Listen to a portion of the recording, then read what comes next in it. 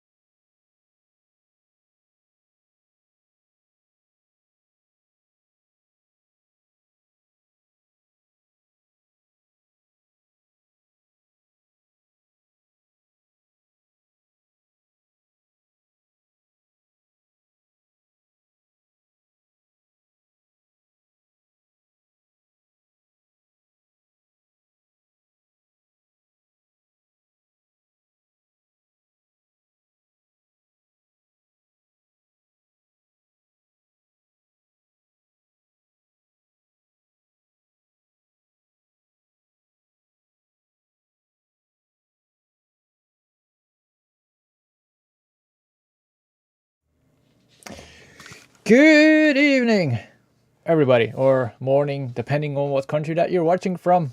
Good evening, or good morning, or good afternoon, and welcome to a new live stream. And it has been a while since I did a live stream, and I'm sorry about not doing a live stream in July. I think I forgot to. I don't know. I don't even know why I did not do a live stream. I think I was occupied with other things, but I'm happy that I can do one right now because I missed it. I kind of missed it doing it. It's my way of communicating with you, the viewers of my videos, and I kind of like to interact with you this way because YouTube video making it's fun. Hi Delta, you want to say hi to the viewers, but you're black and it's really dark, so they might not see you.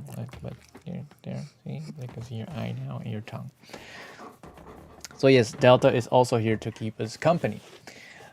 Sometimes the videos need to go a little bit too fast, in my opinion, and then I lose. There is a lot of information going your way. Good evening, Sasha, and welcome to the stream. And the videos are packed with information, and sometimes it feels like I cannot handle, or I don't have enough time to go over some questions, or and if you ask a question in the comments of the video, then I try to reply it as good as possible, but it's a whole different story if you can do it during a live stream. That's why you might have noticed all my live streams that I do, it's always about a video that I already made or that is upcoming. I made one live stream from a video that is upcoming because I needed that information for that video. But usually it's an older video that I try to make a live stream about, to talk about all the information that I told you or explained, or yeah. So that way it's a lot more fun to do. And usually I go over the same topics, but I noticed during the live streams it goes completely different, and that's how I like it. Like, I have my structure that I go over, and I will show you the structure in a minute. But after that structure is it's my thread, like, and if I lose it, I can go back to my agenda or whatever that you want to call it, and then we can get back on track. But for most of the parts, I like interacting with you guys. So because otherwise you can just watch the video. And that came online on Monday. If you didn't watch the video, if you watched the video, there are going to be some similarities because that's normal. But I wanted to make this video and live stream now because we got a few events upcoming.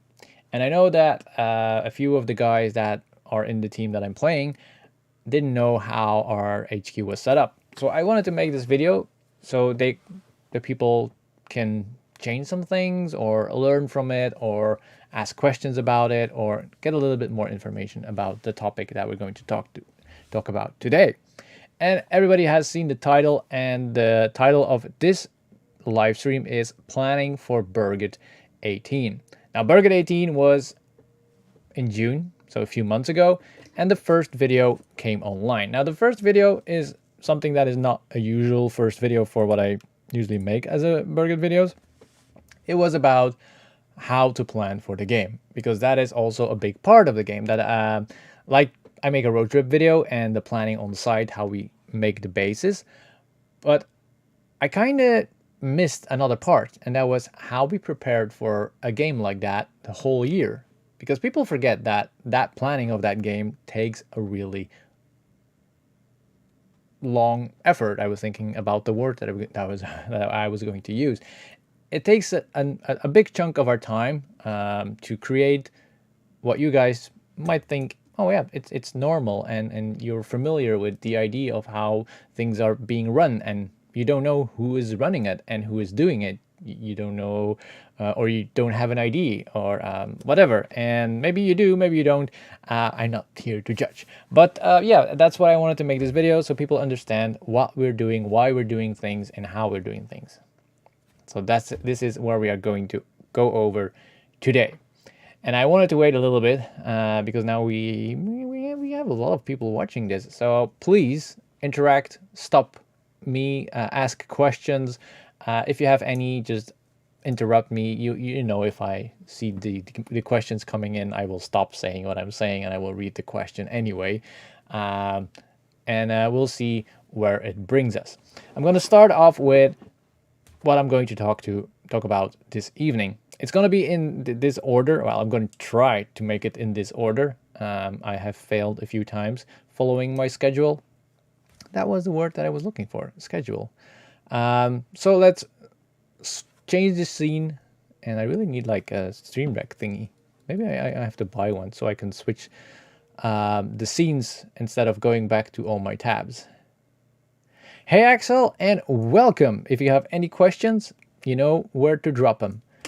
So let's go. We're gonna change the scene to in game. Yeah, this is my gaming thing that I use, so that's why it's called in game for me. It doesn't really matter for you. So I'm gonna see if the question thingy is working. Yes, it is working. Good evening, Connie. Wait, you're not playing TSTOS? Aw. Or you are playing and you are watching the stream. That would be really awesome, but I think the game is... hopefully we can play together soon again, because that was really fun. All right. 3... Aw. Thank you, but Yeah, thank you. I will not go into much detail. I will take the compliments. Thank you very much. And hopefully you find this topic really interesting, about how RHQ worked this year. Now, today I'm going to go over why and topics. So this is where the part that we are right now.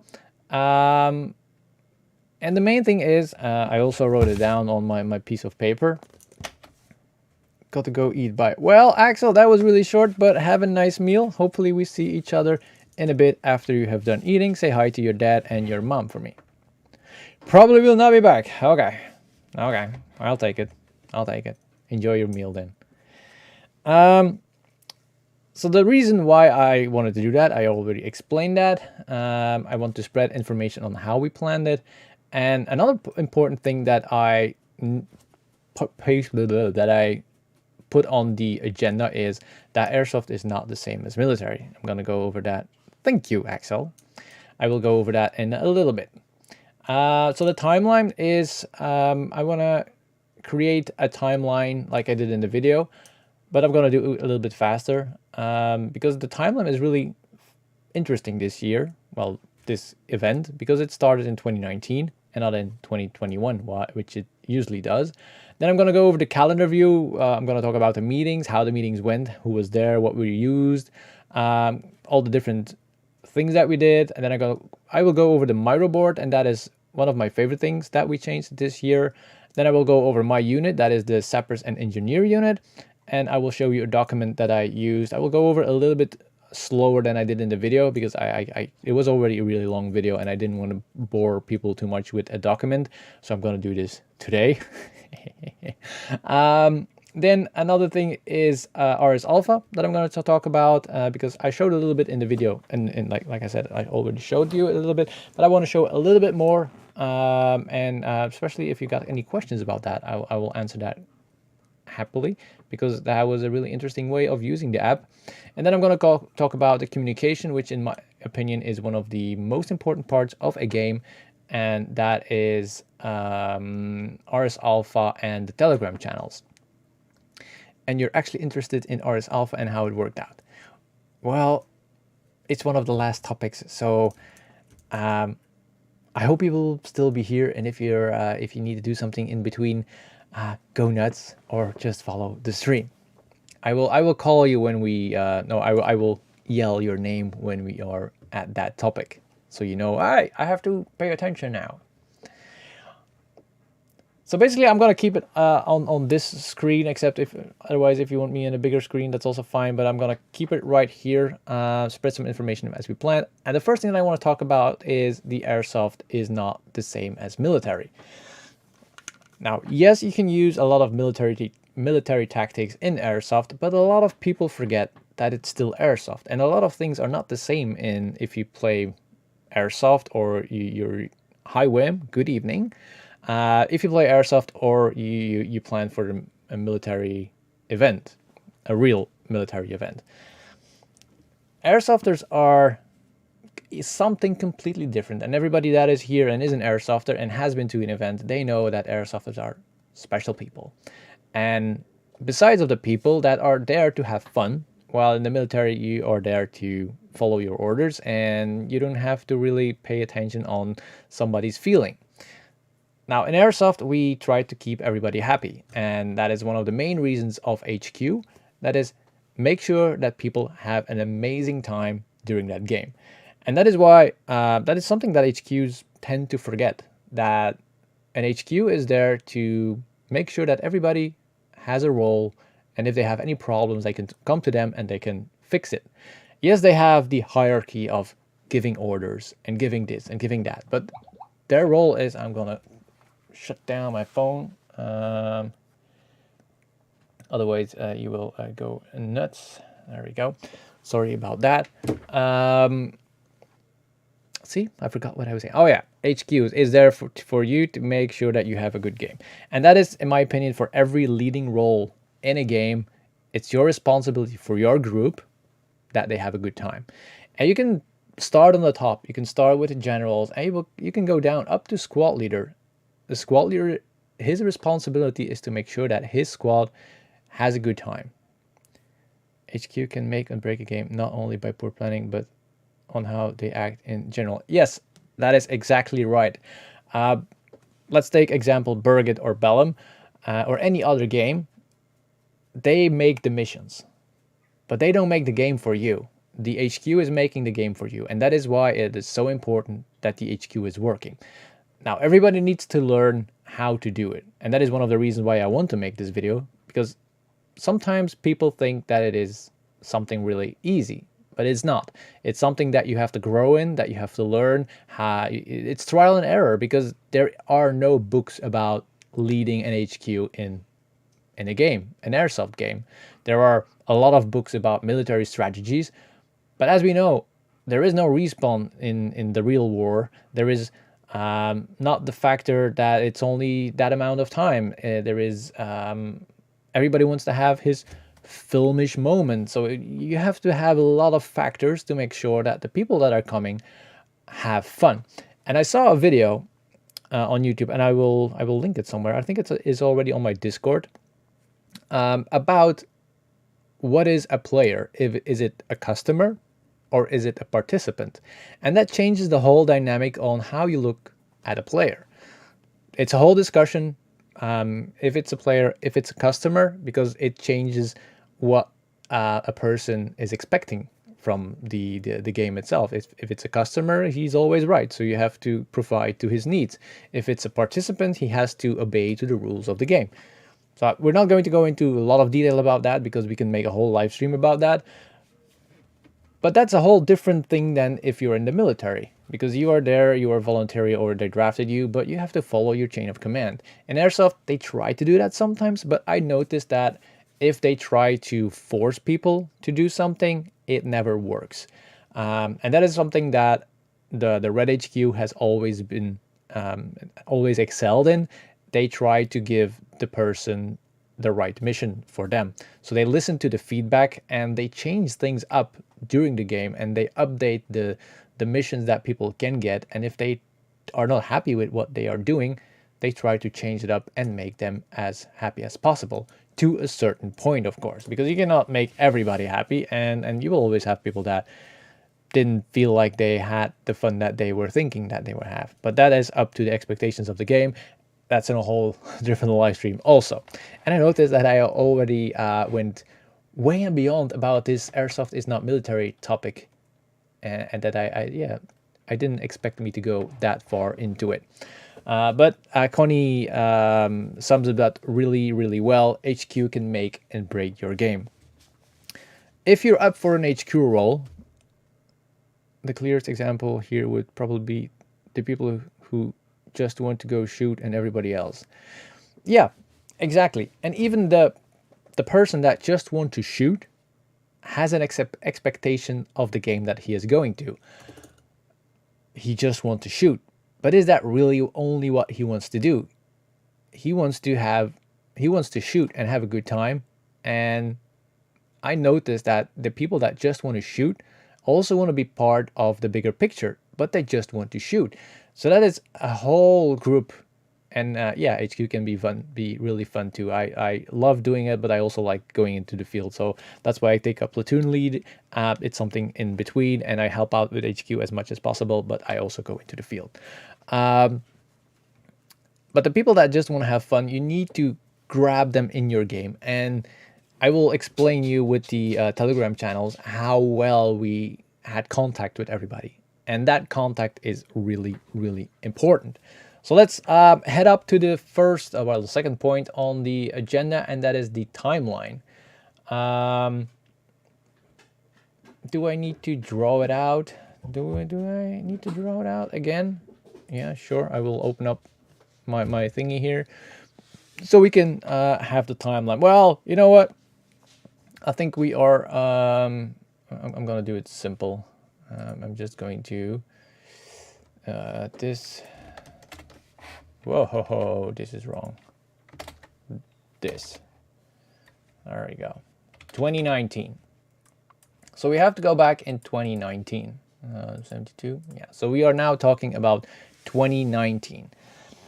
Why it's important to implement that in how we planned HQ.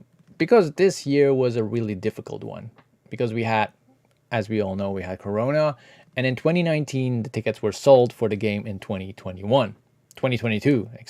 Sorry about that, 2022. So in 2019, October 2019, October, November, people start buying their tickets for the game in 2020. Question. So a quick note before it's time for food here too. I only have experience from Red side on Berget, but in any case, I think Red has done exceptionally good each year.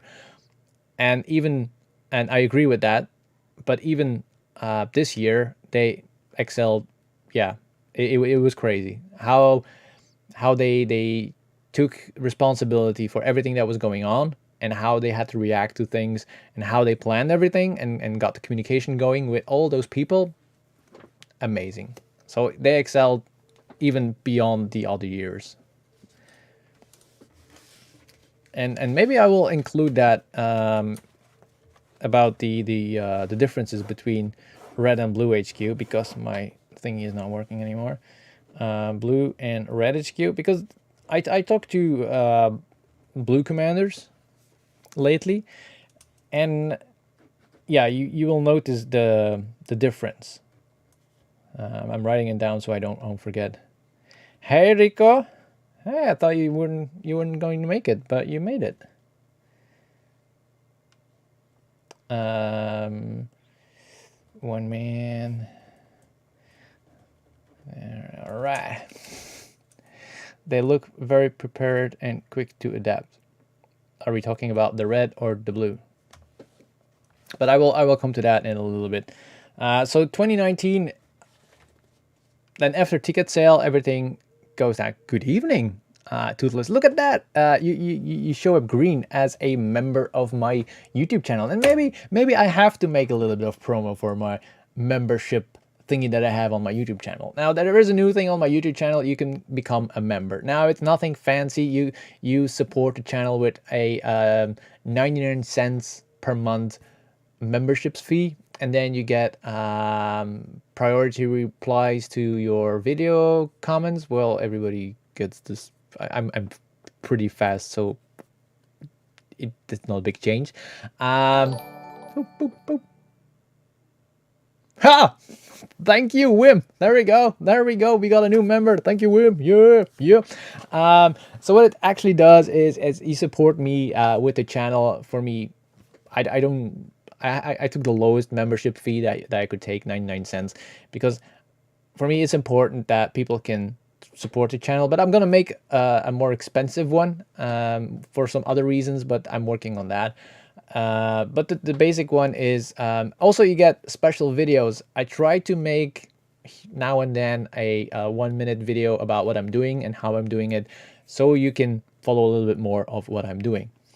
So that is what the membership is all about. It's 99 cents per month. So if you want to support me, you can go to the YouTube channel and like Wim did. He found it, so I explained it pretty well. Thank you, Wim.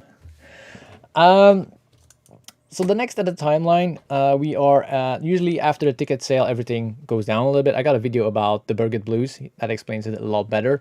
But after the ticket sale, nothing really happens. People buy their tickets. It's a whole, I think, 2 months of people buying tickets, and you find out who's in your team by talking to them, but there is nothing released yet. So in March 2020, Corona happened, and that was almost the time that we usually start planning for the game itself. But I was already doing that for my unit, and then I made that file that I'm going to show you in a little bit. So 2020, Corona happened. Berget didn't happen. June 2020, like I said, Berget was cancelled. And then in January, no. In June 2021, there was no ticket sale. There was nothing. It was just chaos, Corona. So Berget got postponed again. And then October 2021. Oh, I have to change the date. 2021. There was a ticket sale. Now the problem with ticket sale was that they want to prioritize everybody that had a second-hand ticket. So people that had a second-hand ticket, they could sell their ticket to new people. The problem is that they didn't make enough promotion about it. It was not really known. People were still coming out of Corona, So it was not going well, the ticket sale. Another thing was that the updated list from Berget sucked. They had no idea anymore who was coming, who postponed their ticket to 2023, who was coming 2020. Some people paid their ticket, some people did not pay their ticket. It was chaos.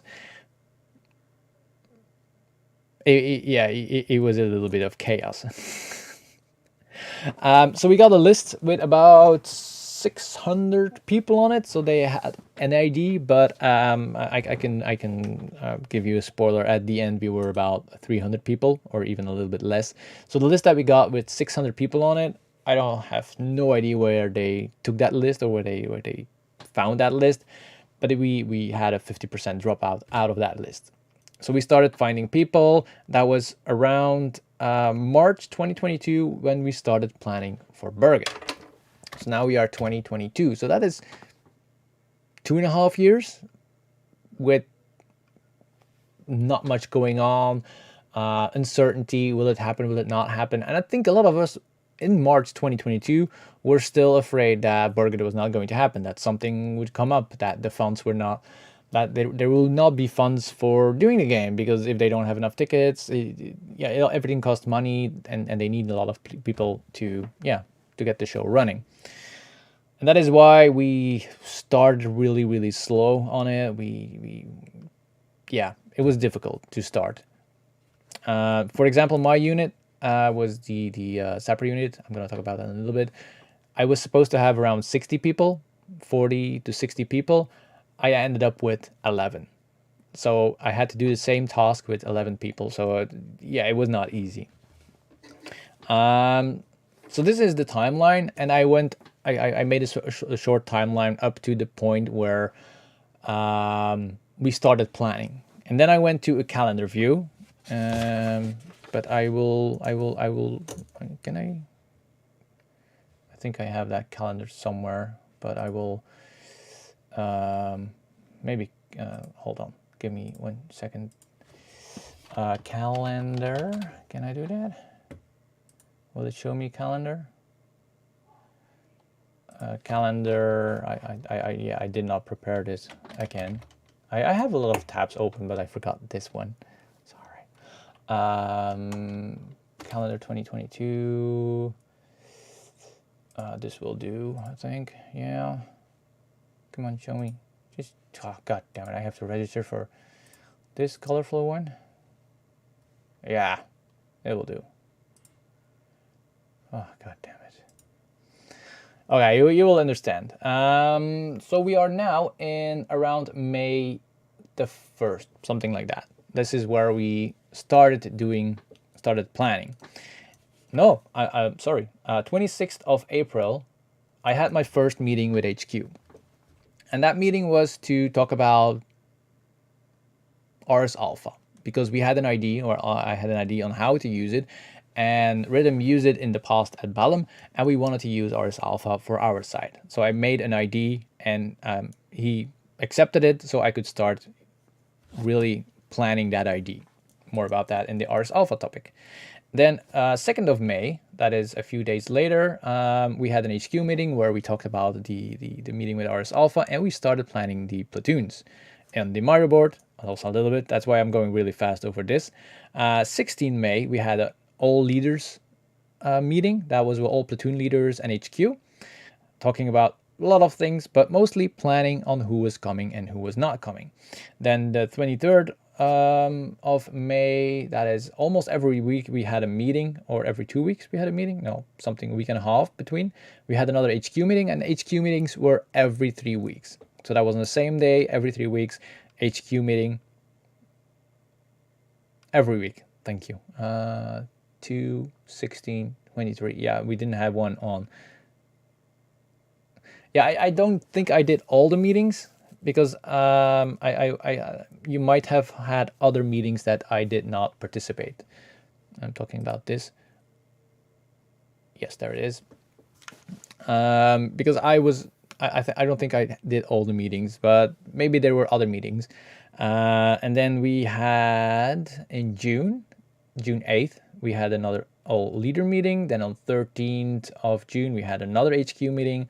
And 14/6 14 June, we had the first Telegram channel coming up. I'm going to talk about the Telegram channels also in a little bit, and the Ars Alpha training session. So I did a small training session with about, I think, 40 people. No, yeah, no, that was for squad leaders and up. That was around 20, 30 people attending that training session for the app. Now, everything that you hear right now, this is nothing is, Berget crew has nothing to do with this. This is all HQ planning. There is no Berget coming to the meetings. This is all Red Team HQ. That's really important. And that's what I mean with HQ has to do something. And they were doing something. And then the 20th June 20, we had the webinar, which was, I just loved that. That was a bit of a week before the game. We had a webinar where 100 people attended, almost 100 people attended it, and they just followed along with RHQ explaining what was going to happen. Now, I told you that it's really important to get the people involved in the game, because if you have people that are involved in the game, you will be able to ask them more. They will know why they have to do a mission. They will do the mission for you as an HQ because you asked them to do it, and they will understand that you put such an effort in trying to run the show that they will be happily to do that mission, or they will already know your face, so they know that yes, you are my commander, you put a lot of effort in it. I will put a lot of effort in hopefully making this mission a success. Let's clear that. And then the day after, we had the last final meeting, final all leaders meeting, and that was to talk about the last things before the game. And that was the amount of meetings that I had. Now, you have to take into account that we had also chats going on, we had Facebook groups, we had, everybody has his own unit that he has to take care of. So those were the meetings, but beyond the meetings, there was a lot of communication everywhere. And that is how it's supposed to be. Everybody has to communicate with his own group, and then up higher up with the platoons, and then higher up with the HQ. But everybody has his responsibility. And in my opinion, that responsibility is very, very important. How did you choose the subjects for every meeting? Well, the subjects for the meeting, that was on the Myra board. Let me see if we are already on the Myra board. Yeah, we are going to the Myra board. So I'm going to open up the Myra board. There we go. So the subject for that meeting, that was chosen by HQ. So if there were questions, they were added to the calendar or the agenda for that day. And if there were no questions, we just went over the basic stuff. That was organizing platoons, and then we went from left to right to see how they were organized and if they were getting organized or not, and finding platoon leaders for that certain platoon, for example. There were some basic things that we always did, and then we always went over the new things that were on the Myro. Hold on.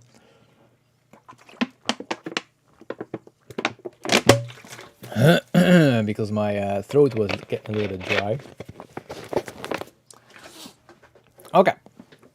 So the Myro board is, first thing, a Myro board is actually just an online whiteboard where people can go on and post pictures, notepads, post-its, downloadable things, a lot of things. So we used it in a very cool way. I'm going to scroll out so you can see everything on the Myra board. The people that have seen the video, they already know a little bit on how the Myra board looked like.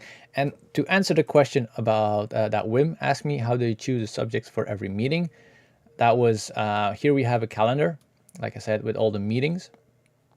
I don't think they are all here because the Myra board grew during the preparation. So I think the calendar was not added at the beginning, but we were like, okay, that's handy that we have one big board where we can find everything. So instead of sending mails to everybody, it was like, okay, the meetings are on the Myra board. Just check the Myra board, and it's in calendar. So that is why don't drink bubbly water when you live stream. It's not the best thing. So that was the calendar, and that's why it's only starting in June. Yeah. Oh, okay. Okay. Rico just notified that the calendar was there, but it was the older meetings were deleted. Also, as long as no, if I do kitty bull while streaming, you guys, I'm already talking a little bit too fast. So yeah, and then the meeting agenda for that certain meeting, like now we have the webinar agenda because that was the last big thing that we did, because the final leaders meeting, that was just going over the basic things, and that was the agenda and the points that were going to be spoken about during the webinar. That's where the 100 people attended, and who was going to say things. So Igoris, Rhythm, me, Vinny, Rico, and more Igoris. So that is how the meetings went. Now this is how the Myra board ended up being. And I will go from left to right. If you got questions, as I said, just stop me. Like I said, if you clicked on this, you could press this and you could download the upward. For now, it's not that important, but it's the main thing is that everything is on one place. You don't have to look in Facebook pages or emails. If you had something that needed to be shared, just drop it on the Myra board and people could find it. Now, who had access to the Myra board? That might be also interesting. In the beginning, it was HQ and a few people that were the platoon commanders, because they could change things up, and everybody that has access to it can edit it. So that's why it was really important to not put 1,000 people on the Myra board, because then it would get fucked up. And now we could control it, and platoon commanders were organizing their squad. So there were around 20 people that had access to the Myra board in the beginning, and then after the game, everybody had access to fill in the evaluation corner. That's on the far right. So we had our missions, primary missions, secondary missions, but yeah, we know Berget, and we have that missions from Berget, but we also know that it might change. So there is information about the missions. Then we also have color codes. And in the past, we worked with Excel files, but the Myra board is a lot more visual. You can see immediately, like, okay, Echo organized their platoon because it has a squad leader is green. Those are the color codes here. Squad leader is green.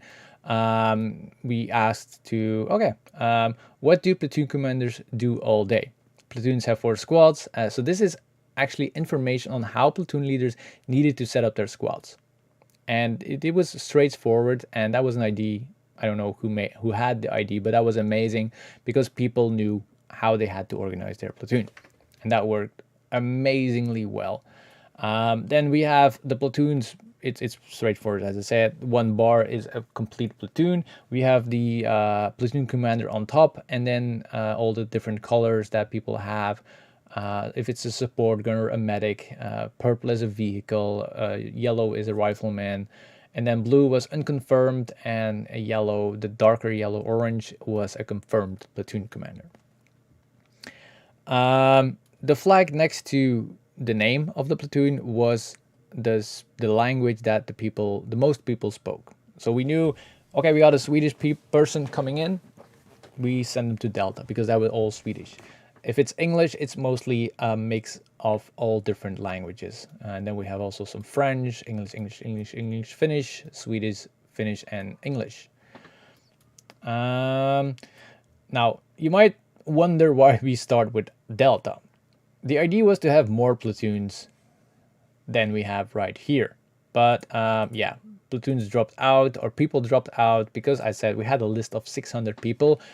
And the more people we contacted, the less people we had to communicate or to play with during Berget 18. So that meant that we had to slim down our platoons.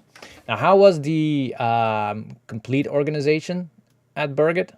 for the red team, that was, we have a left flank company, that was 2 platoons, right flank company 3 platoons. They all had a company commander, and then we have our HQ above that. And then we also have mechanized company, that with a company commander and 3 mechanized platoons itself. Then the black one, that's sappers and engineer units, that's my unit. I'm gonna ask you a question in a second, Wim. And then we had Sierra, that was the special forces, the recon units, and stuff like that. The Ranger are the green ones. Those are something between the Sierra and the special forces and infantry, a little bit more specified units for specified jobs. And then we had 2 units directly under HQ. That was Rhythm Special Purpose Force. That was the Baby Seals, a small unit that could, small QRF force. And then we had the tanks also directly under HQ.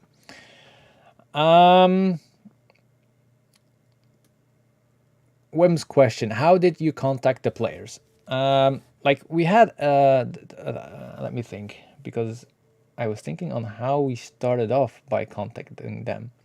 Well, everybody has a responsibility. As I said, you are responsible for your platoon. For example, we got a list from Berget, and that shows if it's infantry or if it's sappers or engineers, mechanized or special forces. And that way we could already direct certain people to a certain company commander. For example, all the engineer guys, that was my job to find them. All the infantry, that was up to the company commanders to find infantry. Mechanized company, that was the job for the company commander to find them. Vinny tried to find all the special forces. And we started finding them on Facebook, Instagram, because I think their team name is also on it. So you start contacting people, like asking, is this you? And if they say yes, well, you find them. And usually they know more people that are coming. And that way you spread out the network of people that you know. Like my Facebook page is is my way of contacting people and to know if they are airsofters, yes or no. So if I type in a name for Bellum, for example, I can already see, oh, I have 2 mutual friends. So that means, and if I check the mutual friends and those are also airsofters, that means that there is a big chance that those guys are also the right person to contact. And that way we start finding people. And step by step, we find more people. We add them to the Telegram because, as I said, on the June 14th, we had a Telegram channel for everybody. So an open push channel where everybody could, I don't know what's the right term for it, but you could subscribe to that channel. Let's call it subscribe. You could subscribe to the channel and you get push messages.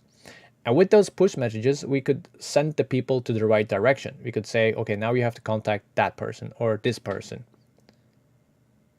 No, it's not possible to get an email list from Berget because of GDPR. And I know there is a way around that GDPR. Just tell them, put it in your GDPR. But for privacy thingies, they are not allowed to send out email addresses. We only get a nickname, a team, and I think a country. So that those 3 things help us to find people. And that is a hell of a job to do. Now, I know, I think 2 weeks before the game, we asked Berget to send an email to all the red players with a link to that Telegram channel. And from that moment that Berget accepted to send that email to all the red players, we had around 230 people in our Telegram chat. And as I said, there were around 250 to 300 people. That means that we had contact with almost everybody in the red team. So it's different ways of finding people and bringing them together. That is the hardest thing to do if you don't have a player list with emails, or even if you have emails, it's still going to be really difficult to find the people. Oh yeah, you also have the Berget forum where there were announcements on it, like contact your person, contact this person, or you could Google their name, or you can search for their name on the Berget forum to find their contact info. So I contacted people on the Berget forum, I contacted people on Instagram, Facebook, YouTube, everywhere where I could find the team name, and we found those people. We could add them to the organization that you see right in front of you. But even then, we don't find everybody. So there are still people coming on site that we did not contact. But then we have always room for them because it's well organized, and we can put them, like I said, if it's a Swede, we can put them in the Swedish platoon. If it's a French, we can put them in the French platoon. And that way, they feel welcome. It's not like, okay, I really don't know what to do with you. You can, I think you can play with him. No, we accompanied them to the platoon commander, and we were like, okay, this is this name, this is your platoon commander. He will take care of you. If you still have any questions, you can always come to us, HQ. If it's not working out or something and you don't want to talk to him, you can always come back to us and we will sort it out. So as an HQ, you are a problem fixer. You fix the problems and you are friendly to everybody that is in your team.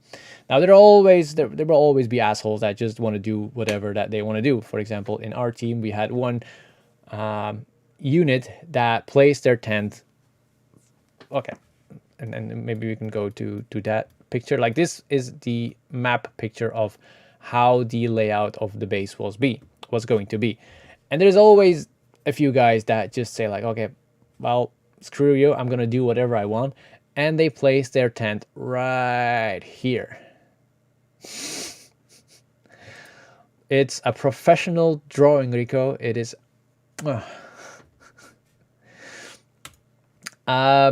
So they place their tent right here, and as you can see, this is hotel, and hotel is a really big unit.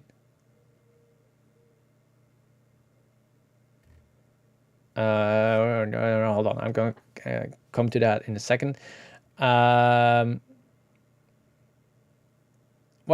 Rico arrived on site on Wednesday, and I did the base on Tuesday. So they could talk to this friendly face and I would guide them. And we also had a check-in. So people were coming into the base. So they went to Berget, they checked in Berget, they got their ticket and whatever. And then they had to come to our base and they had to check in on our base. So we could check them off from the list. And I think I had around 220 people checked off of the lists. So it worked because they were already in contact with HQ. So they had an idea of who the people were, and they had somebody to go to. For example, I don't like the game. Who do I go to if you never talk to your HQ? But this way, people were coming to the game already, and the first thing that they saw was an organized organization, because we had our laptop. It sounds fancy, and we had a list with all the people, and we were like going over name by name. Okay, this is you. Do you know your squad mates? Okay, if they're coming. Are you confirmed that they are here? Yes, they are here. Okay, check him off. Are you sure about that one? No, I'm not sure. Okay, if you know for sure, come back or bring him to the HQ, and we will sort it out later.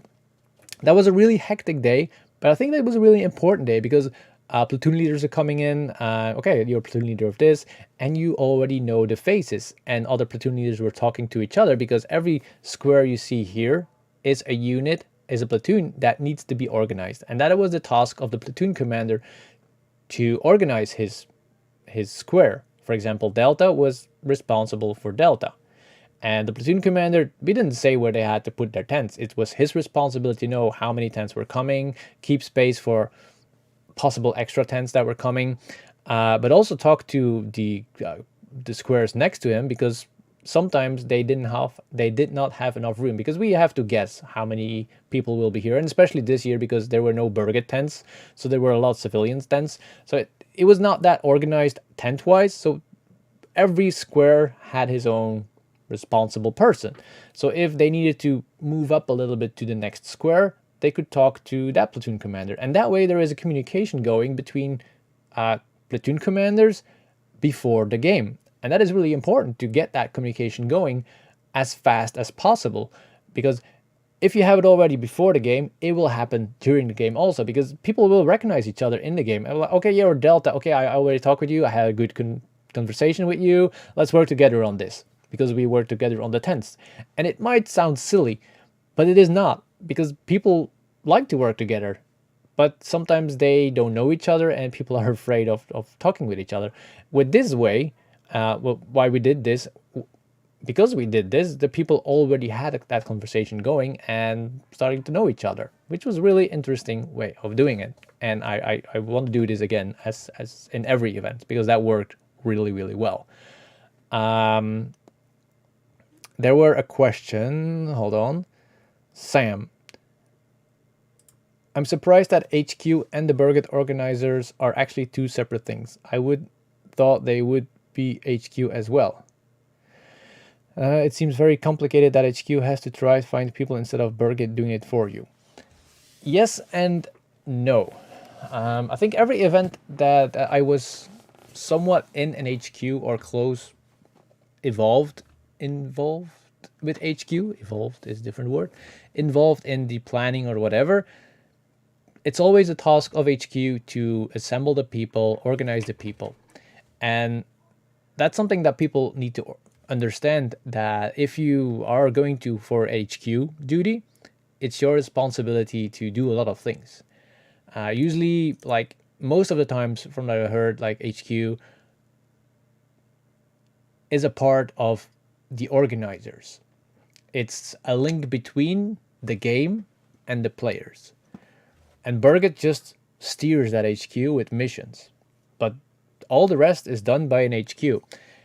And I don't mind, because it's an important task, and I don't think Berget crew could do that. Because as soon as you start planning, as I said before, as soon as you start planning, it creates a bond with your players. You have to find them, you have to contact them, you have already a contact going.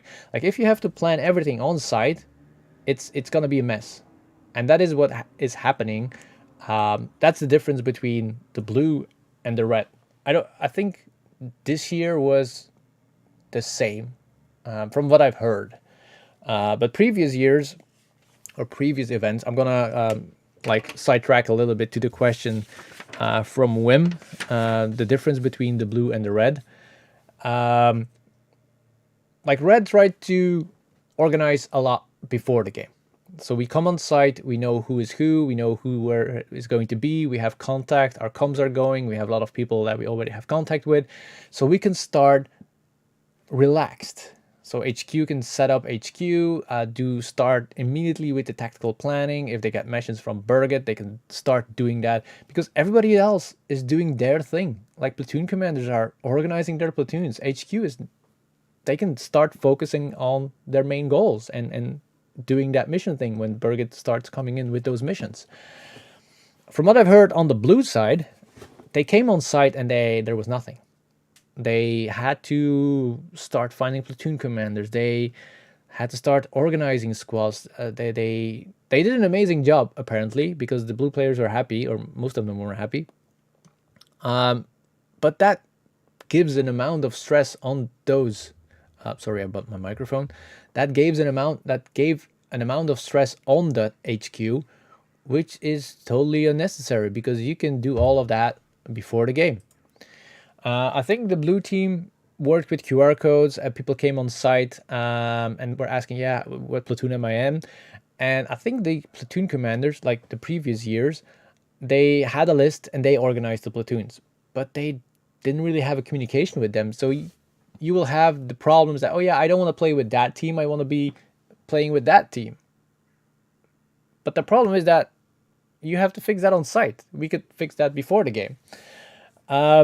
So people are putting platoons that they don't want to be really, or they want to do something else. They want to be special forces or smaller units. So they are dropped into a platoon with a platoon commander that doesn't know who they are. And that creates a problem that you don't really know who you're playing with. And if you don't know who you're playing with, you cannot make sure that those people have a good time.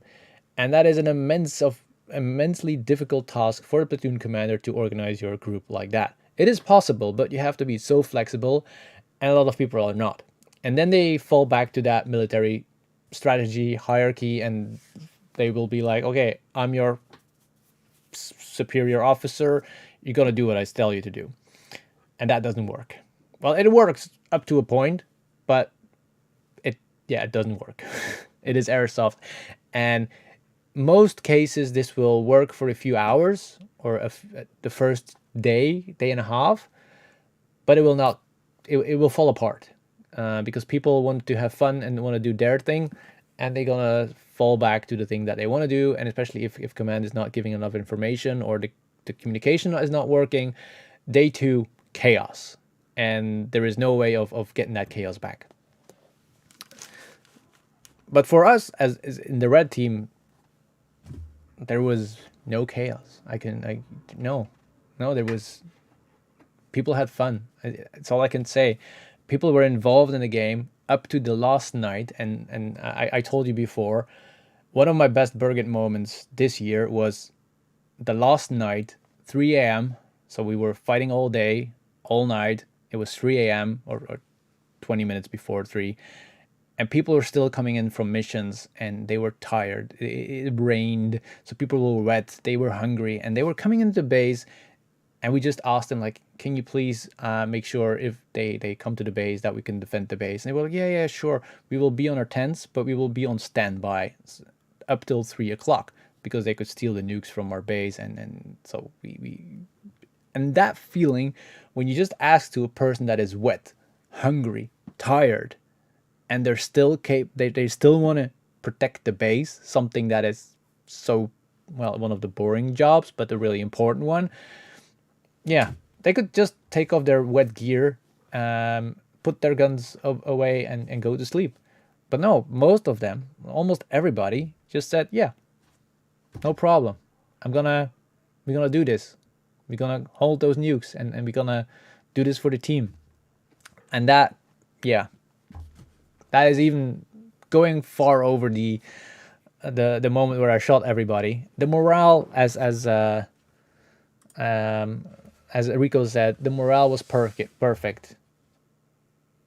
That, yeah. With that push channel, that I'm going a little bit over a few things in that one. With that push channel, we could send information to our players. We could send stuff, fun stuff. For example, if somebody did a cool thing, we put it on our push channel so people see it on their channel, on their phones. Oh yeah, oh, they did that. Oh, that's really cool.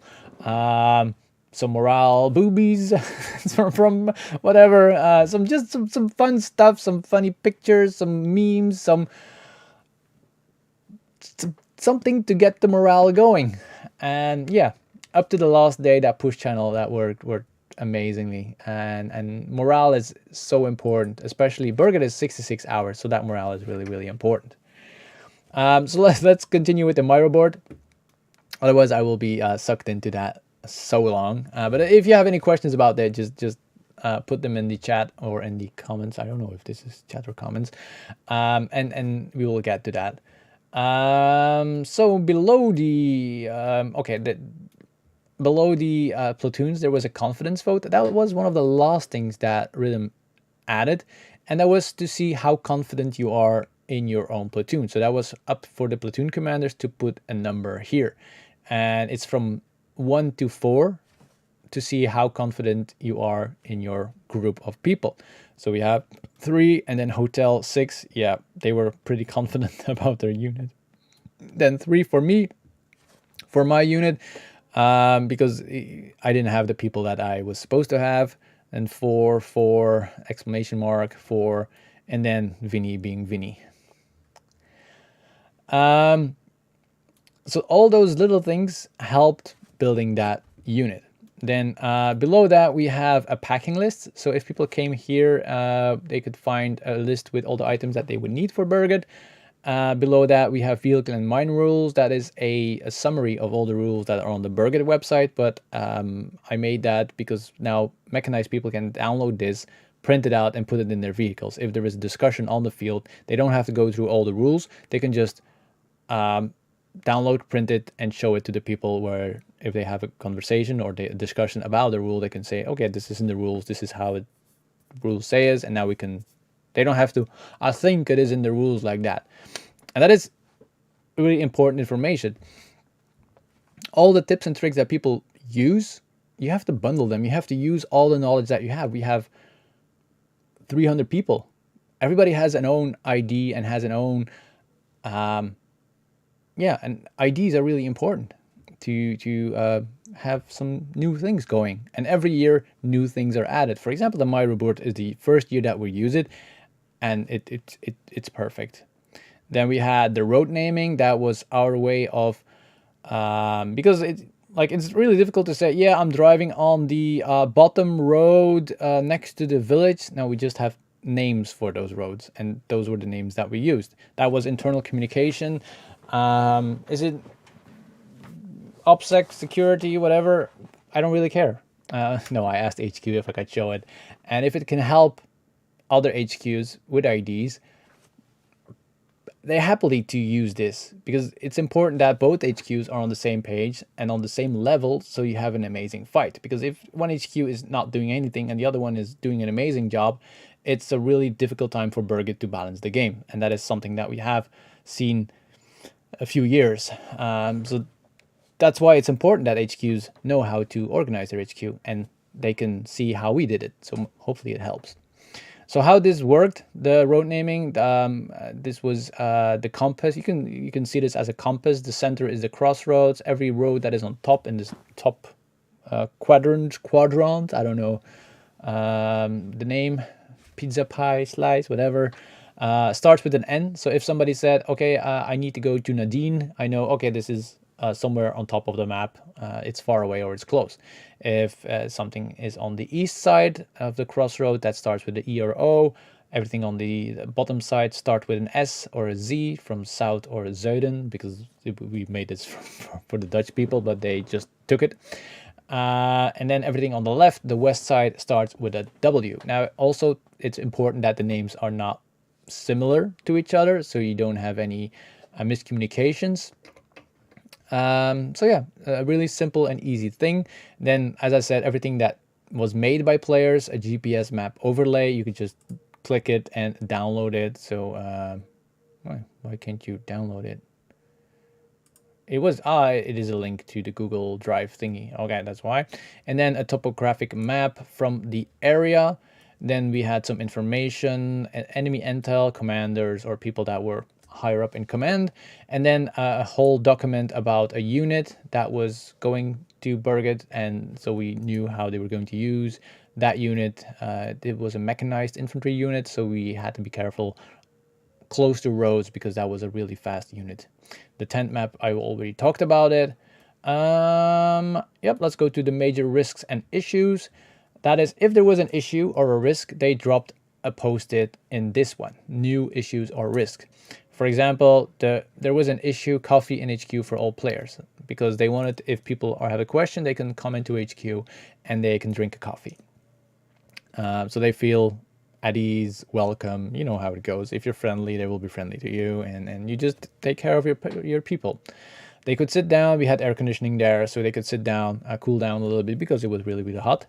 And if we accepted that risk, or we owned it, it was like dealt with, it was put in the right category. Like if it's still a risk, but impact or probably now reduced, you just put the post-it in the right thingy after we talked about it. Like if you asked what we were talking about on the meetings, this was one of the things. Okay, we got a new risk, for example, heat casualties.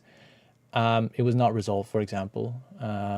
It might be that it was added later or something that we have to take care the next time. But this is a really simple thing that is used in the business world also.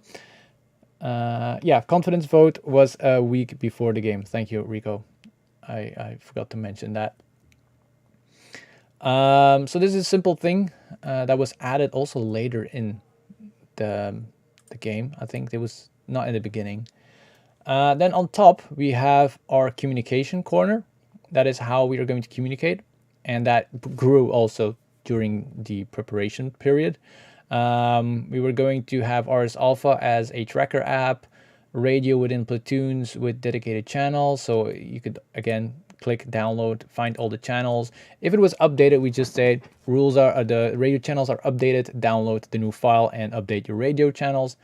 Then we had a basic communication guideline. I think that was made by Rico and updated by somebody else. So that was a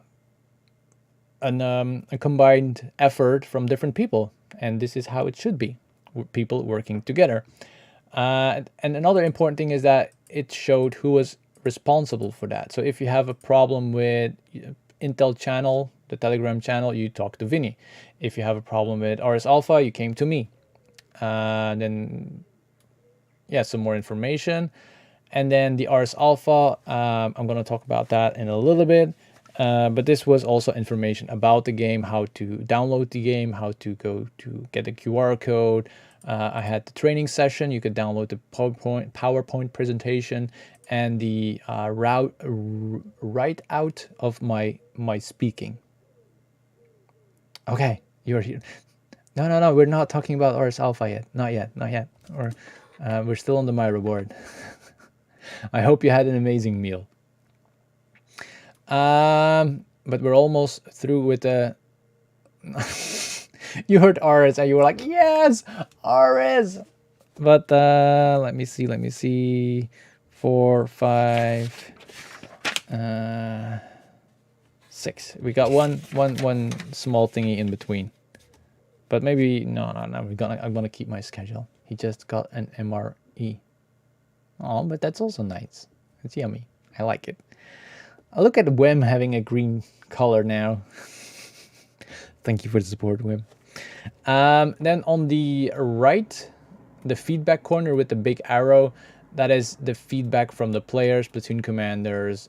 It was a pretty easy, simple way of doing it. Why are there so many arrows leading to Skinny Bitch? Okay. So we had 5 areas to give points on. HQ pre-game, base organization, HQ during game, BE works, game masters, and your unit. So for me, that was the sappers unit. And if you think it was going amazing, you gave it 4 points. If you think it was good, you gave it 3 points. If you think it was okay, 2 points. And if it was bad, you gave it 1 point. And then you just add a post-it. Like you can just add a post-it and you can, okay, that's really big. You can make it smaller. That's what she said. And you can write your feedback down. I'm gonna delete it again. And that worked really well. As you can see, there is feedback from everybody. You can do it anonymous, but you can also put your name. For example, I want people to know that it was from my unit, so I put my name on it. So yeah, feedback is really important. And then we had some lessons learned pre-game, what to do. Yeah, some lessons. I'm not going to go over them completely, but it's just important to get that feedback. And then lessons learned post-game. And that is basically the Myra Board. But it's crazy how this little tool can make such a difference. Amazing. Anybody has a question about the Myra Board or something to add, then I can continue and open up the next part, and that is my unit. Let's see if we'll open the file. Calendar view, Myra Board, my unit. Okay, my unit. All right. Then we continue to the next part. If you still have questions, just drop them in there and we can go back. It's fine. It is fine. It is fine.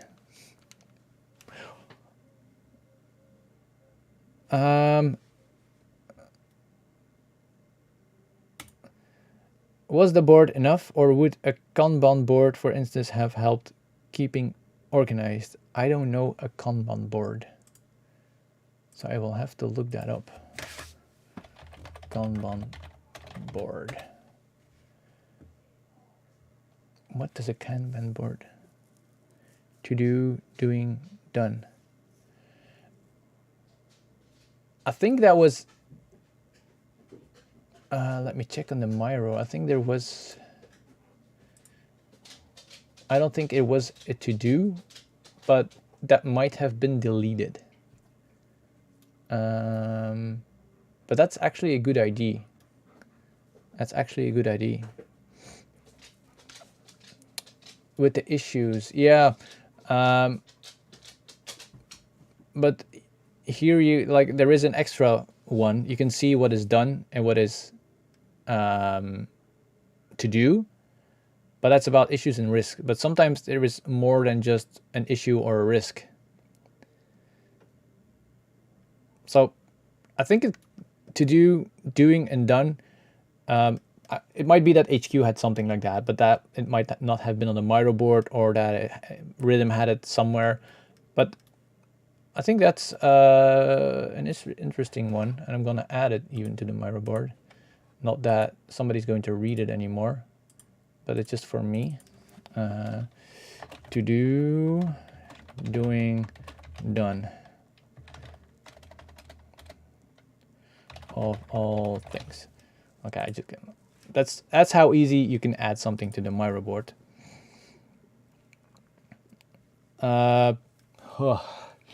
Something is stuck, and I hate it. Sorry. So yeah, Myra is. Yeah, I used Trello in the past, but I didn't like it because this is a lot more visual and a lot faster. And with stuff like that, you make it a lot more difficult. And we all know that difficult doesn't go well with airsofters. But I think like an ID on the Myro with some post-its that you can just move from one thing to the other, so you can still have it here on this one board, but like next to it, to do, doing, and done, or even just yeah, if something needs to be done, it's good to have that reminder that you need to do something before. Sometimes I think about something, okay, I need to do that, and then you can just drop it in to do, but for everybody, and then you just find a way how it is best structured. For example, does need to be a name, who added to it, who added it to the board. I know you have apps that show who did it, but I don't think it shows you here who added the post-it. Let me see if I can. Let me see if you can see who added it, because I don't think so. Add tag, no. Show author.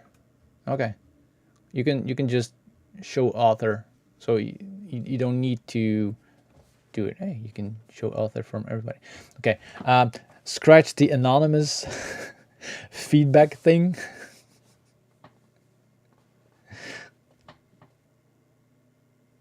Yeah, but that's actually a good idea to add a little bit more structure in the things that needs to be done. Because yeah, I agree. Good task, good intel. I added it here, so we can take that for the next one. But as I said, it grows every year, and every year they learn new stuff. But sometimes we forget that not everybody has that 4, 5, 6, 7 years experience in running things. And that is why it's difficult, more difficult for the blue team to get that HQ going. So hopefully they can find my video interesting and follow in the live stream. I shared everything, and I have a lot of blue players in my Facebook list. So hopefully they can find their way to this and see how we did it. And hopefully they can learn or step up as an HQ and say, okay, I can do that too. Hopefully they can learn and get better over the years. Did I miss a question? Because there were a few things going. Myro looking awesome. Yes, it would. We had that, blah, blah, blah, blah, blah, blah. Yep. Okay, I have it all. So the next thing is my unit. Engineer and sapper unit. Oop, I will clear this. Yes. So what the engineer and sapper unit was a support unit. And that was a unit that was first used in Berget, and I know why they wanted to use that on the red team, because we had a unit that was very vulnerable, and that needed a good communication and needed to be as really flexible. It was not a unit that I don't know if it would have worked with the other team, because you have to coordinate with so many units, and there has to be so many places where you have to take control over, that it needs to have somebody, and I'm really good at that. I'm not bragging or whatever, but I was really good in organizing this, and I'm really happy that I was able to do it and bring it to a good thing during the game. And I was really nervous of failing this unit, because it was a really difficult unit, because especially with the amount of people that I only had, the 11 or 12 people did an amazing job. They did an amazing job. So yeah, so the engineer and sapper unit is a unit that could blow up roads, fix roads, build repair stations, respawn points. We could destroy mines, like big minefields. We can destroy them really fast with a special item. So yeah, we were going with different units to do stuff. So how did I set up the unit? You have to think that I was planned to have a 60 people unit, or 40 to 60 people unit. So there was going to be CEO, that would be me, my second in command, and we both would have an intel officer to get all the information. Because what would basically happen is that a mechanized unit would be dropping on mines. Like, okay, we're stuck with mines, we need this fixed right now. So then my intel officer would be getting a request of, we need the mine worm. That was to clear the mines. And then I would send the unit that was closest, or send the car if it needs to be fast with the mine worm to their disposal. And then I would send them. So there has to be a really fast way of communication, and communication between me and my unit, but also with me and the unit that needs us. So we were not going to be involved in the planning of all the tactical stuff. Maybe for the bigger missions, if they wanted to be sure that they could just drive through, we could plan that, and they can ask us to be part of the bigger mission. And then I would send a unit with them, depending on how many people they would need, where they would need it. But most of the time, because I didn't have that much people, they were on standby in base. And as soon as they needed us, we drove out with our car, with everything on the car, with as few people as possible, back there, do our stuff, get back to base, be on standby again. But that was only because we only had that much people. Otherwise, I could keep the people there. They could have a little bit more relaxed and follow the mechanized or infantry units. So this was my organigram. I don't know if that's an English word. I always say that, but I have no idea if it is. But it's the, how the unit was going to be set up. And the smallest unit was a fire team. So that was 3 people. I could send 3 people to somewhere to clear a minefield. 3 people is enough. But I heard that if we have to build respawn unit, I need 10 people to build that. So I would send the complete platoon, or no, I would send the whole squad, or the bundle of squad. So then I would send 12 to 15 people. And then there is all the information about the short, what's the afkortingen? What's the English word for that? Okay, thank you, Wim. So some more information about what is in the organigram, and then what is the squad leader, what is his responsibility, platoon leader, squad. This is made by me, so this is also not given by HQ or given by Berget. This is my work as a platoon commander to organize my unit for the tasks that we have to do. What is a squad, and what's the smallest unit in that squad, fire team, and then a note, then an example. So people in my squad or unit or platoon had access to this document, and they could read all that. Acronym. Thank you, Wim. That we were allowed to have 1 medic, that we will have our own patch or tasks and deadlines. As you can see, there was the older deadlines, because this was made in 2019 or 2020, start of 2020. Communication, the chats, the communication that we're going to use, what are we going to prioritize, how people can request our service. When units, like I told you, if they need us, they can send a request, and then we would see if we could fulfill their need at that time. And we needed unit protection, because we were not allowed to have heavy weapons, like no ATs, no guns on our car. So we always needed protection detail for our sappers and our cars. And that worked pretty good. They didn't believe it in the beginning, so we lost our car twice. But after that, they gave us our escort almost every time. So that was really cool. And again, this is really important to have that communication with platoon leaders, so they know who to talk to. Then vehicles, they were not allowed to only have a level 1 or level 3, but they were not allowed to have guns. I know, I was in it once with yeah, I know. But they learned about it, and they learned that it is needed. The route is safe up to there. You don't need protection detail. Fuck yeah, we do. We do. We're. I love the name. Like the level 1 cars are one-hit wonders, and well, ours is a one-hit wonder without a gun on it. So yeah, we need protection at all times. But once we had that protection, it worked. We had the buffer in front, and if that one got shut out, usually we lost our car too. But the people could get out, and we had a little bit more time. You need a dummy car. A dummy car? We need a buffer. That was the front car.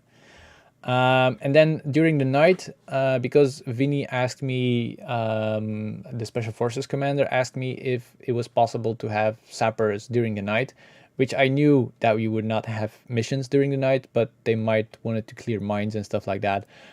So I had one squad on standby during the night. So if we had 3 nights, I had 3 squads during the game, and every night there was one squad on standby. So if Vinny needed us, he could wake that one up and they could go. And that was my unit. And yeah, the delivering of the cross, we were sleeping. But I saw the pictures, so that was really nice. So this is how I used the unit, the engineer and sapper unit, and I really hope that they use this unit again, because I really enjoyed doing this unit, because I like being the support role. It's just something that I like to do, and it's not going to be easy to find people for that role, because you're not always in the action. You're always close to the action, but you are a key factor of making missions succeed, and that's really important. It's an important role. It's not the most glamorous. You will not have the massive battles, but if you like to do something for your team, this is the unit for you. And if you want to be in this unit next year, and there is a engineer and sapper unit, I will probably be leading it, if I'm allowed to lead it from HQ. Yeah, I need people that wants to give support to other people, that, as we talked about in the beginning, that just want to shoot stuff, but they need the respawn. So I've got a small sidetrack. So they need to respawn. So our job is to make them happy. So if they don't need to walk that far, they are happier. They are ready to go in again. So if our job was to provide that respawn, to make sure that the fights were going our way and not the enemy way, we make sure that they're happy. So that, yeah, I was just, it's an important unit, and I really don't know how to say it differently, but it's an important unit, and I know that why they made it weak, because it's such a strong unit if you use it correctly. So yeah, that is the sapper unit. I'm gonna quickly go to any questions about that unit. Nope. You still have time. No worries. Connie.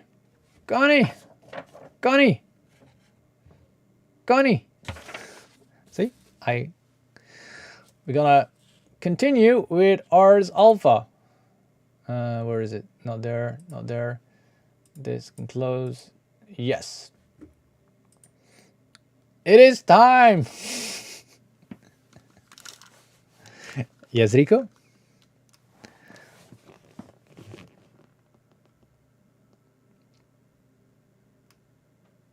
I'm gonna wait for the question. When can we attack?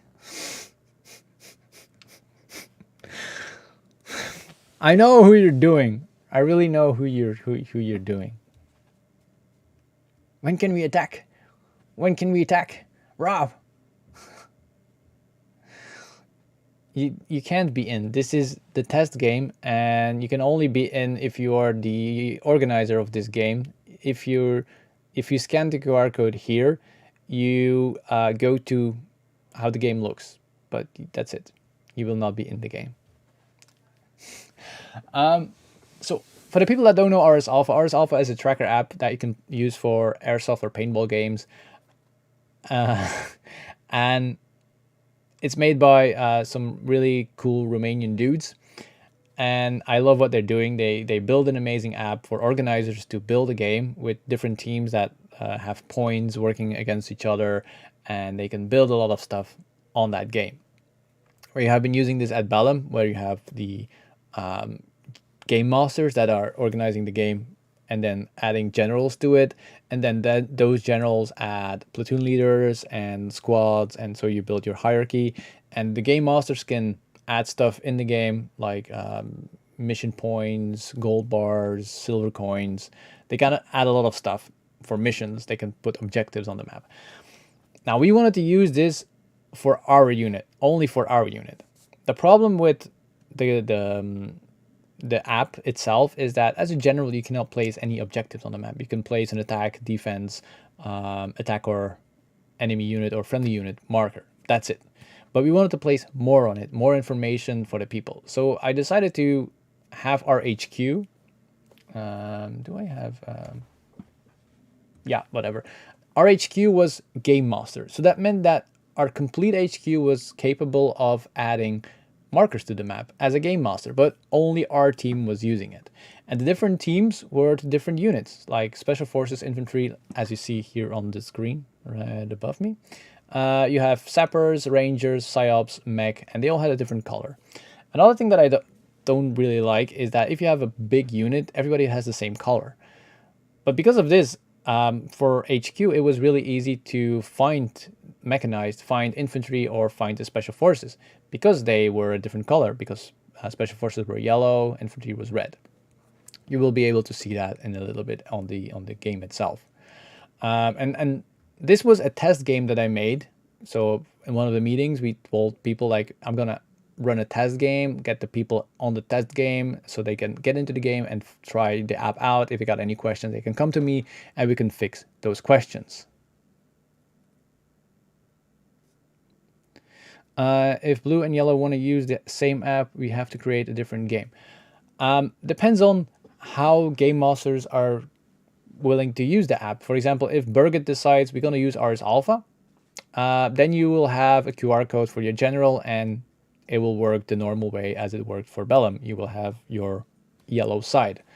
As for example, yellow will be the crows, and then the red team will be red and the blue team will be blue. But if you want to run the app only for your unit, the way we run it, yes, you will have to create your own game. But it will be depending on how, if Berget wants to use Ars Alpha as a game prop or not. Because, yeah, that's up to them to decide. So I made this test game. All the questions came in, and then I think on site I launched the real game because I didn't want everything to be messy before I was there, and we had to redo stuff because it was the first time that we're going to try that. So on site, people got their QR code. I made the did I close the Myra board down already? No. See, this was the unit and who was the general, because usually a general, we have one general in the unit or different generals, but they have the same color. And here we had the general list, and those guys got the QR code from me, and then that QR code was sent to everybody in their unit so they could organize their unit as they want to. There was a whole different thing here with the test game, but I updated it because it was needed to be updated for the real game. We used the referees as a thingy that they could see everything on the map. So people that wanted to see everything, they could get a referee role and they could see everybody. So this is how we used the app itself. And I must say, it worked really, really well. And I can show you the game itself. Because another cool thing about Ars Alpha is that you can watch back the whole game. So we are now June 29 at 1:22. And I think that was when I was starting to get people into the app. Let's go forward a little bit. I think this is...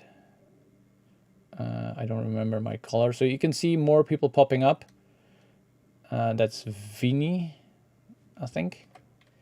So you can see more people popping up, more people getting into the app. But we asked squad leaders and up to be in the app. And that's it. Did I pause it?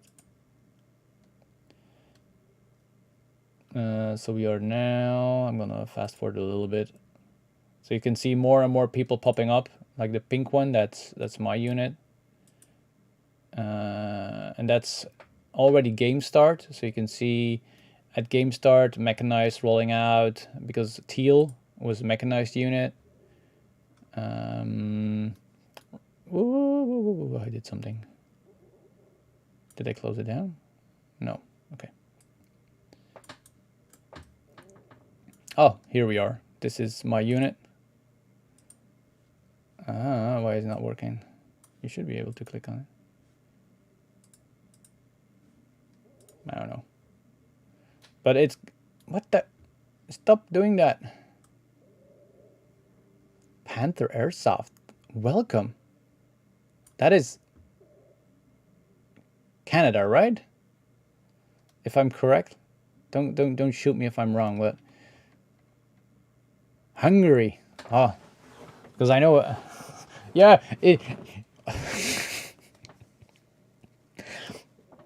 neighboring countries. Hey, honest. Good evening. Good evening.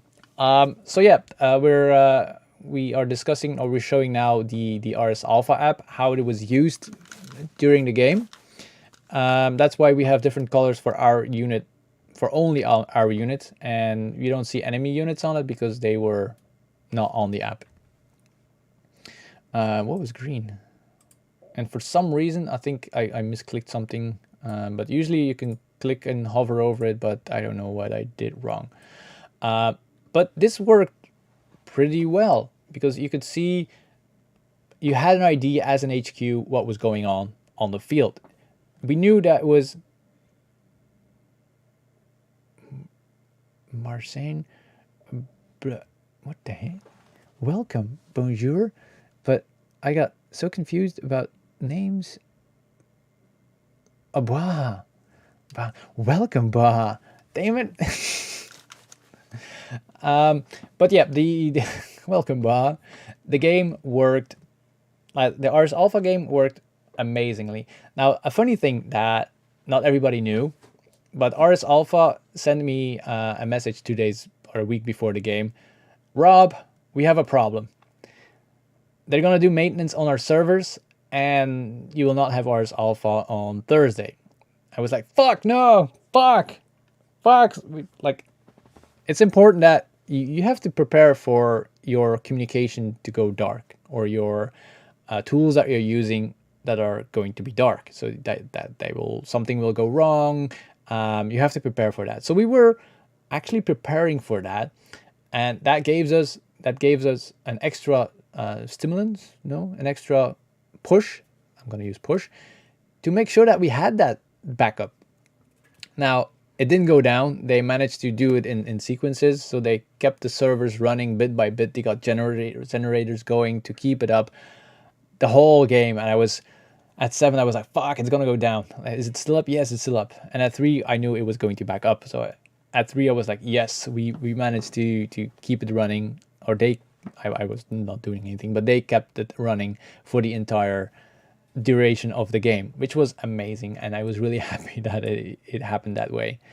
So yeah, the colors were a really good addition, because otherwise this should have been, if it was one unit, all the thingies are one color. For example, if we were the red team, every icon should have been red, and then it's really difficult to see what is going on. Now we knew yellow is a special forces unit. Okay, if we need special forces, we just have to click a few units and then we know who it is. We only used the tracker capabilities. We didn't use any apps. And afterwards I thought about, I'm so dumb. I could have used the perks, because they updated the perks, and I could use the UAV, 5-kilometer UAV, like on a big mission, and then we could see everybody. Because the problem with how we used it is that the people in the field, they could only see their own unit. Like all the yellow could see yellow, all the red could see red, but they couldn't see the other ones, because if you use this as the game is used to be used, damn, that was a weird sentence. You don't see your enemy. You can only see your friendly units. So we had six enemy teams playing on the same map, so they could not see each other. But after the game, I was like, ah, fuck, I could use the UAV. That's one of the new perks that they added. And then you can see your enemy unit in a certain radius. And because I had points, like I have 100,000 points on my account, I could buy those and I could like launch them on big attacks. But yeah, fuck my life.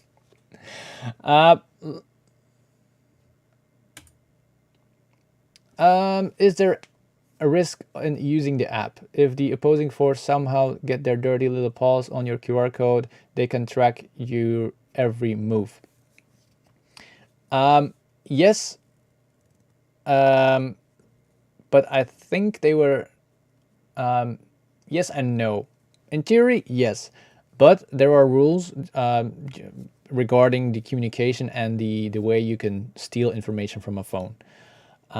Like before the game, you cannot steal that information because people are using the same forums or people leaks things, but you could say that it's a risk that if you get captured, they were allowed to take pictures of the things that you are using. So they, in theory, could see the people where they are at that point. That's all they could do. They could take pictures. I'm going to show you a little bit in the Intel Telegram chat how we took pictures from people's phones. And you could not like scroll to the messages. You can only tell them to scroll, take a picture, scroll, take a picture. Or you can only take a picture from the last messages or something. There was a rule, a gentleman's rules about it, because they could say, they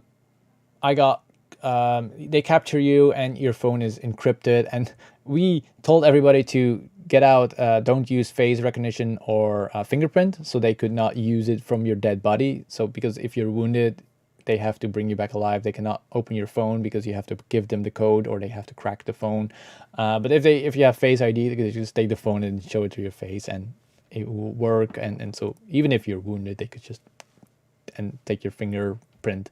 So everybody had just a PIN code enabled and disabled the scanner and the face recognition.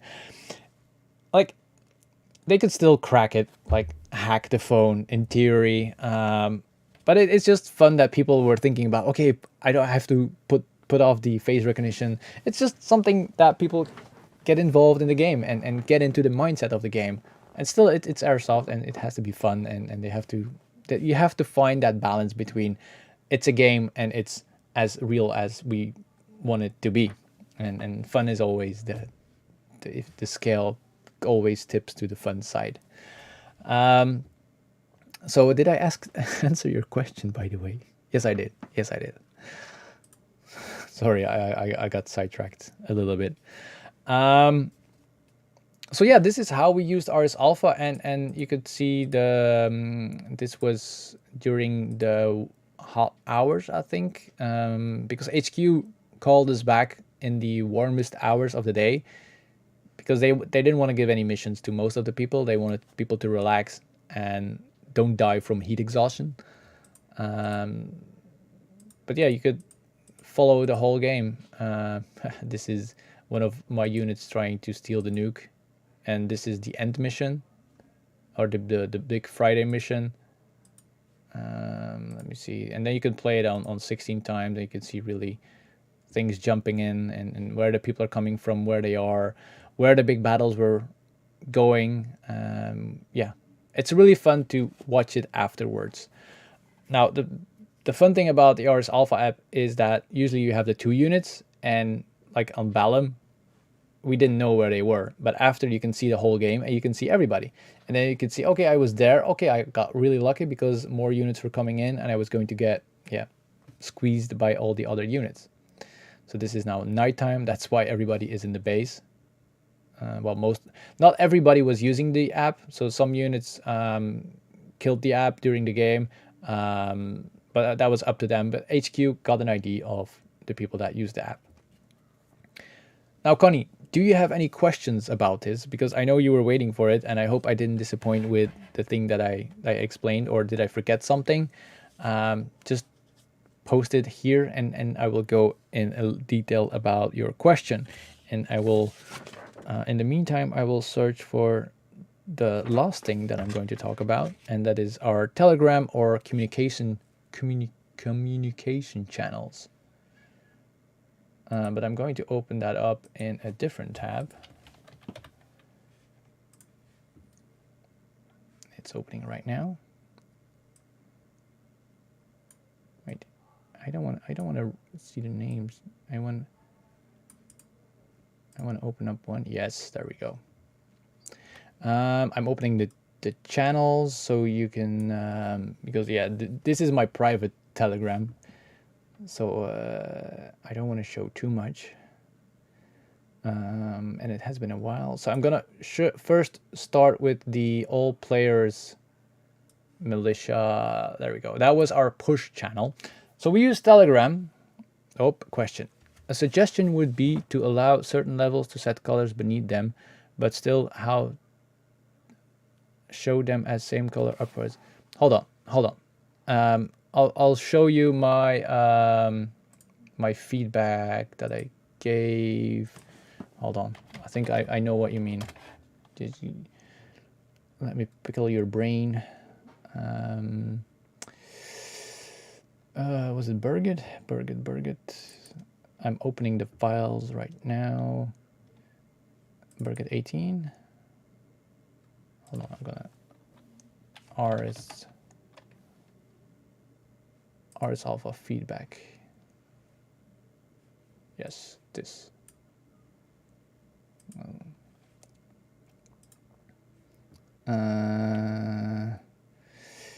I closed down the wrong one. But intelligence gathering is part of the game. Yes, it is, but you just have to follow the correct rules of that information gathering. And that's really important. And that's why the link between Berget and HQ is very, very important. You have to have a constant update of what is allowed, what is not allowed, because technology is constantly updating. For example, we used a wild trail camera in Berget, but that was not in the rules because nobody ever used that, and that sent 4G. With 4G, it sent pictures up to the cloud and then into an email directly in our HQ. I will show you that. So that needs to be regulated so people know what is going on. So HQ can ask, we're going to use that. Do we have specific rules for it? Do we need to be able to disable it? So that's why the communication between Berget and HQ is very, very important. Berget adds all factions, sets a color, but allows HQ to set colors for the unit, but Berget still sees all red units as red. Yes, and I agree with that, and that is the example that you see here on the Word document is how I asked Ars Alpha. I sent a suggestion for Ars Alpha to have like a split color thingy. Like the top color is the color of your unit, and the bottom one is the color that you can add yourself. So you will know what the color of the unit is because every left top corner is the color of your unit, and then the unit itself can set its own color. But that's also a good idea.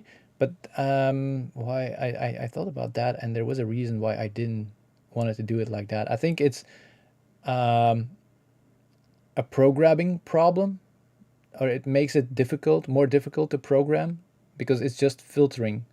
Basically, they just filter. Everything is shown on a big map, and then it filters out what is seen for the red team, what is seen for the blue team, what the game masters see.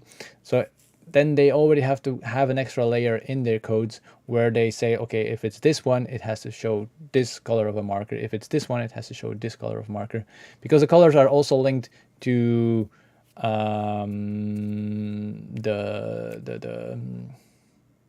the colors are linked to the teams itself, and that might make it a little bit difficult. So this is a suggestion that I did to Ars Alpha. We'll see how they use it or not. I can only give them a suggestion. Now let's open up my Telegram. So go up a little bit. So it was made it could be easily be different colors based on who is watching the map. You're a tech guy. for it might be easy, but I have no idea. But that's also a good suggestion. That's also, it could also work.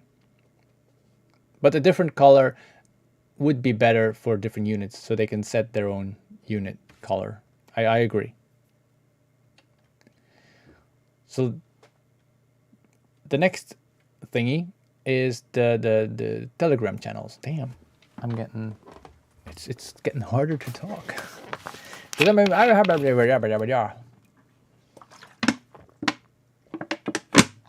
No worries, the bubbles are almost gone in this one, so it's going to be fine, and I think I'm gonna make it anyway.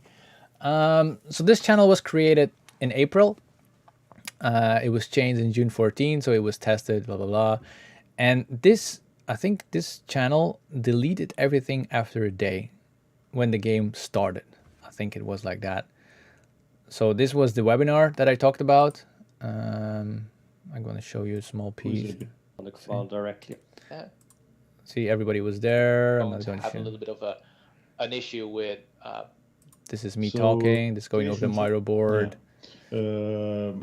So yeah, that was also, the link was placed into the Telegram channel, so people got pushed that out. And on the all players, it was possible to set a reaction, and not all the bubbles were gone. It was possible to add comments. And for some reason, this has been seen by 424 people, but I think it might have been played by, no. How is this possible that this has been seen by so many people? This is interesting. So we still have 214 subscriptions in this channel because some people dropped out after the game. They didn't needed to be in the channel anymore. And then all the information was sent out. And as I said, like boobies, like I said, then some other stuff, and then some, yeah. And this was deleted every day. So if you got captured, they didn't see all the information. They only saw the information from the last day. That was a security measure that they built in. It was not needed to build that in because with the Berget rules, it was not allowed to take all the pictures, and you would only see the last page. This was an attack on the blue base, by the way, that is playing right now. And they are getting into HQ, blue HQ right now. They just entered blue HQ and killed some of their commanders, which was a really good action. This is the blue HQ, seen by a red player's camera, by the way. So the next channel that we had was our HQ channel. That is this one. That was our talks, HQ talk, like platoon commanders, HQ, second in commands. That was everything here, talking about the game itself, before the game, and there was 45 people in this game. So I'm not going to show all the information because I have no idea what was said here at all. It was mostly planning, going into the game. I don't even think there was a lot of talks during the games. Sounds like Rob will take, a lot of stuff was talked about in HQ here. So that was a second channel. That was our HQ channel. The third channel, that was the Intel channel. Did Vinny gave that a color or a name? Here, Intel channel. So that was only Intel. That was no mission planning. That was just if you have Intel, posted here. So if somebody got captured, they took pictures of their phone, like I said, like you see here, from the different channels, radio channels. It was all copied, the locations from their GPSs, a picture from the person that was captured. It would just make it more fun. The bomb, the nuclear bomb, locations. Yeah, that was just Intel. For example, this is no, that's the Berget map, but we also found that was, hold on, I'm searching for it, because we found the enemy tracker app and we took a picture from it. Where is it? That's Berget map. That was the civilian camp, photographed by, I don't know, I think Special Forces unit, I'm not sure. This is a picture of the app that the enemy used, but we heard that they used different apps. So that is all the intel that we had. Was put in that one channel, which was really good idea because there was no mission planning here. There was no clutter. It was just sending out pictures, and Vinny that was leading the intel, he was just filtering everything out, which worked amazing. And then we had the spam channel. This is this one, and this, I think this just grabbed everything from the different channels and put it in one, and you could chat here, you could react to it, people could... HQ was not going to react to that like instantly. That was just people communicating with other people. That was just a fun channel, and I don't think there were that much people inside, but I was just grabbing things from all different things, and I think that was programmed. I have no idea how it was, but I never posted in this. But that was a mix of everything where you could just, if you have time, you just read it. But that communication is really important because people want to be involved in the game, and if they don't know what is going on, they will not be involved. And that is how you keep people involved for 66 hours. You give them information, you show them what happened, you give them a way to interact with that, and that is how this channel worked. And then the last two channels, so we had 4 channels for HQ, or for the team itself. And then I had 2 channels for my unit. That was the officer channels for my sappers and engineer unit. And then we had the overall unit, which had everybody. But that was just a backup for if communication failed, I could jump to that one. And that was basically all the Telegram channels that we had. So 6 channels were used to communicate with each other. And then inside of the unit, we had radios. So every squad has its own radio channels that it could use. They could utilize the radio channels as they saw fit. We had one channel for all the squad leaders, and that was it. And that was our backup communication. If we had to go out together, that was how we were communicate. But because we were usually using smaller units, that was how we used the communication. So that was everything, how we planned and how we executed. Because in the video that I showed, like the video that went live on Monday, I only went over how we planned Berget. But in the live stream, I want to go a little bit further and how we executed that plan during the game. And I think everything that we did plan for went really smooth. We always know that there are things that not going to go as planned.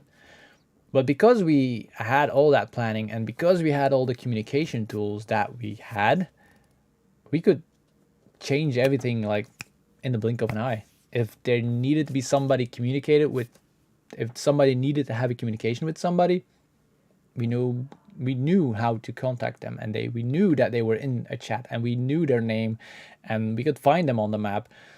So yeah, that was why everything went so smooth, and that makes it difficult for the other team if they have to do everything on site and they don't have that preparation. It's really difficult for Berget to have those 2 teams playing against each other, because in the beginning it's going to be fine. Like I said, the first day everything's going to be happy, people are going to be happy. But the third day, that's the challenge, because people are tired, people are they need a purpose, and you have to give them the purpose. And I also suggested to Berget to communicate with the HQs a little bit more, like before the game, put the HQs together, talk about stuff. Also after the game, get those HQs together and communicate with each other, so you know that they're on the same page. But we'll see.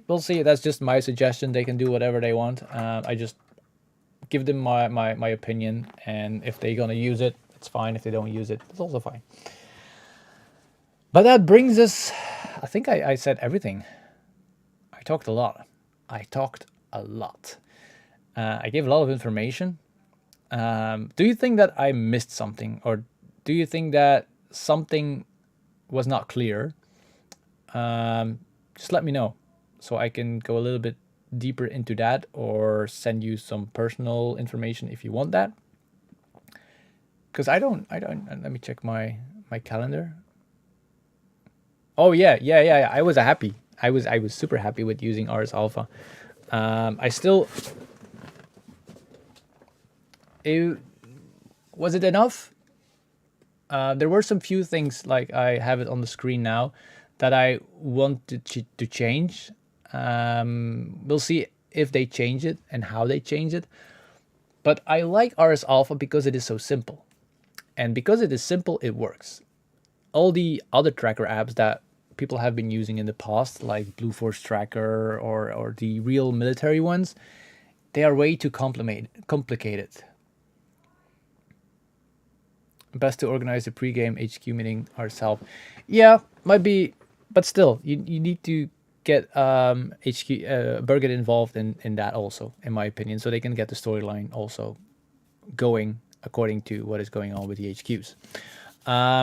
But yeah, RS Alpha is so simple. It shows how easy it can be, because we just needed to track people, and all the other communication was done in another app, which I really like, because the ID, RS Alpha has the ID that they don't want to integrate communication with the app, because they already have there are a lot of good apps out there, like you have Telegram, you have WhatsApp, and they cannot compete with anything with two people. Like, they cannot make something that works better than those apps. So why put effort in it? It's better that they put effort in RS Alpha, the app itself, than they put in the communication. So I totally agree with that. And they just focused on the tracking of the people and the making of the game. Like now with the new features that are coming out, that's going to be awesome. At Balam, you have an EMP that's going to be used, so you will destroy the communication from the other side, so they don't have any visual on what you are seeing. There is an UAV where you'll be able to see other people. You will see the enemy people, and there is some more cool stuff for an organizer. Now, is it perfect for what we did? No. Did it work? Yes. Because every app has its pros and its cons. And we just were aware from what those pros and cons were, and we worked with what we had. And it worked. It worked. Yeah. I was really happy. I hope that answered your question. I went a little bit sidetracked there. But yeah. I'm also not the complete right person to ask that, because I'm really a fan of the app itself, and I hope that they grow more and that more people use their app so they can even grow more, because it's one of the best airsoft tools for organizers that I have seen in a really, really long time. Any more questions? Because I think I'm at the end of my agenda. Let me check. I think I went over everything. Yes. Yes, I did. So yeah, I'm gonna show my big face again, so we can. There we go. So it's like bigger, so then people know that we're finishing. Oh damn, I'm sweaty.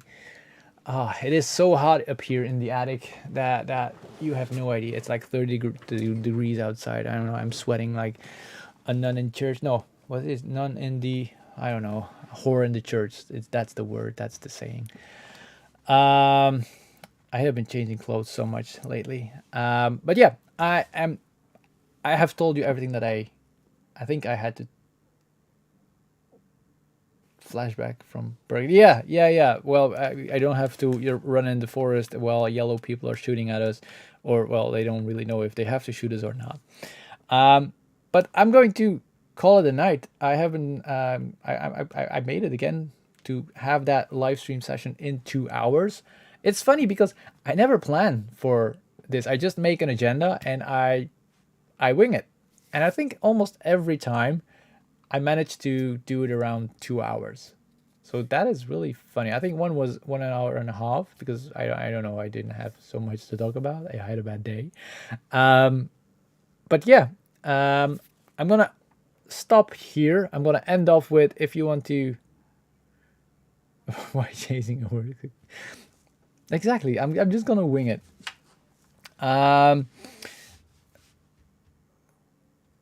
thank you, Wim. And I hope everybody had an amazing time. I'm also streaming games for the people that don't know that, but most people know that here, so I don't have to explain that more. But if you want to follow me, I'm gonna give you my Discord link. That's the Discord link is for people that want to follow up on everything that I do. It's a little bit easier because otherwise it's everywhere. And with the Discord, I try to keep it bundled. So my gaming is there, my Airsoft is there. Instead of following all the different websites, you can just go to my Discord and discuss things even more. Because thank you, Quebec.